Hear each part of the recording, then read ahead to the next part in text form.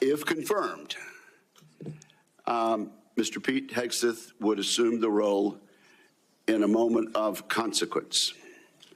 The United States faces the most dangerous security environment since World War II. We're witnessing the explosive growth and reach of China's hard power. We're also observing the emergence of an axis of aggressors. That coalition is characterized by broadening and deepening military cooperation among the dictatorships ruling China, Russia, Iran, and North Korea. Terrorism remains a threat as Israel wages war against Hamas and Hezbollah, and as the Assad regime collapses in Syria. America has entered a window of maximum danger, and the department needs energetic and focused civilian leadership. Those values begin at the top with the Secretary of Defense. Many of my distinguished colleagues have served in a significant tenure on this committee, and our meetings are fairly long. We should reflect over previous secretaries of defense and their hearings and ask ourselves a simple question. Has the civilian leadership of the Pentagon under the administration of both parties proven up to the challenge? Often the answer has been no. The civilian leadership has not built the Department of Defense to meet the moment. And this is our moment to correct that. A few examples illustrate how leaders in the past have fallen short. Most of the department's signature programs run years behind schedule and billions of dollars over cost.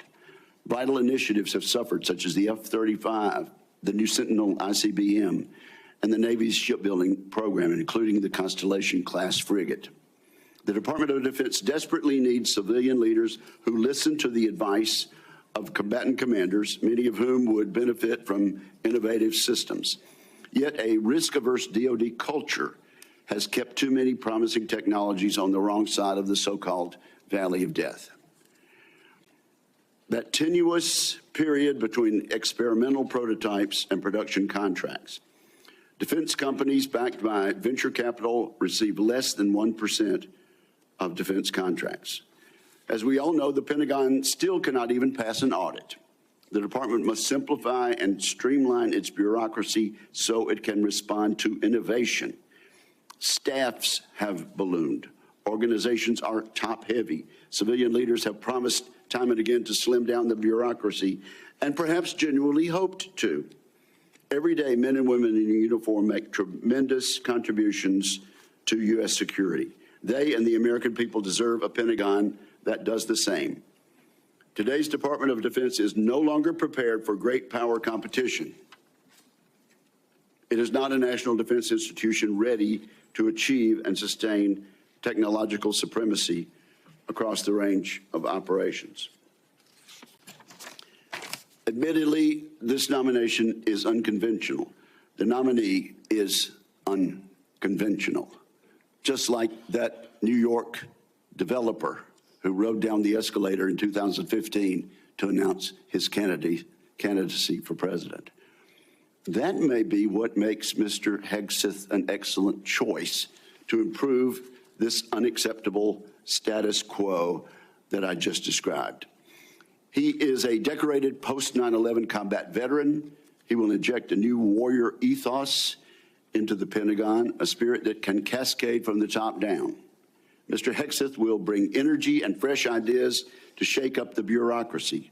He will focus relentlessly on the warfighter and the military's core missions, deterring wars and winning the ones we must fight.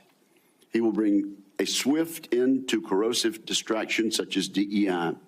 Today, many simply acknowledge and live with these systemic problems I have mentioned earlier in acquisition, accountability, technology transition, and organizational civil service reform.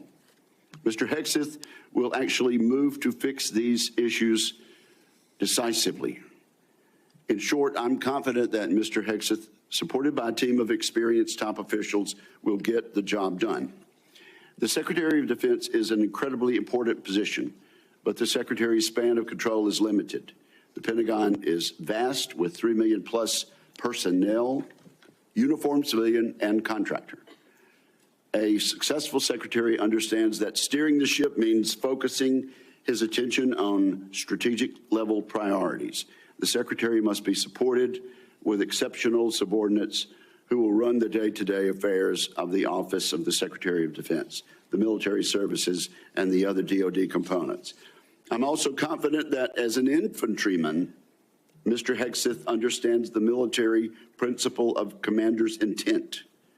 Communicate the clear objective, empower subordinates to use initiative and judgment, and hold everybody accountable.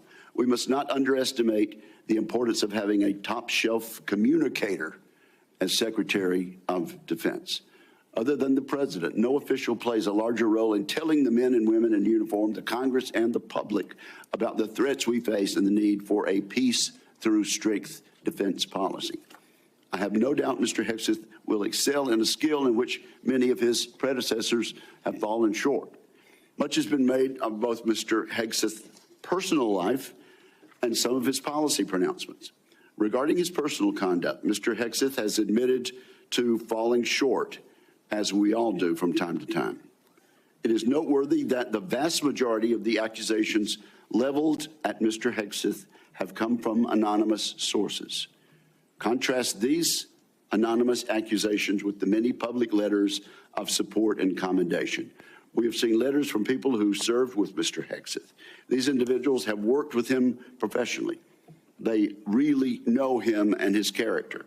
These patriotic Americans have been willing to put their names and reputations on the line to support Mr. Hegseth. I look forward to sharing these testimonials with the American people. Let me mention one right now. It comes from David Bellavia, who earned the Medal of Honor for heroic actions in combat in Fallujah, Iraq. David Bellavia writes the following: Pete is fearless, unflappable, and confronts conflicts head-on. He's a leader to the core. When Pete is confirmed as the next Secretary of Defense of the United States of America, this country will finally know the privilege of having a true ambassador able to speak on behalf of this generation and its two-decade global war on terror. Washington doesn't build men like Pete. Combat builds men like Pete. As I said, there are more letters expressing the same endorsement. Today, we'll hear from the nominee directly. I want to thank Mr. Hegseth as well as his loved ones for being here today. I look forward to discussing his nomination. I look forward to hearing from Mr. Hegseth about the ways he hopes to rebuild the American strength that secures the peace. Thanks for watching. Stay updated about breaking news and top stories on the NBC News app or follow us on social media.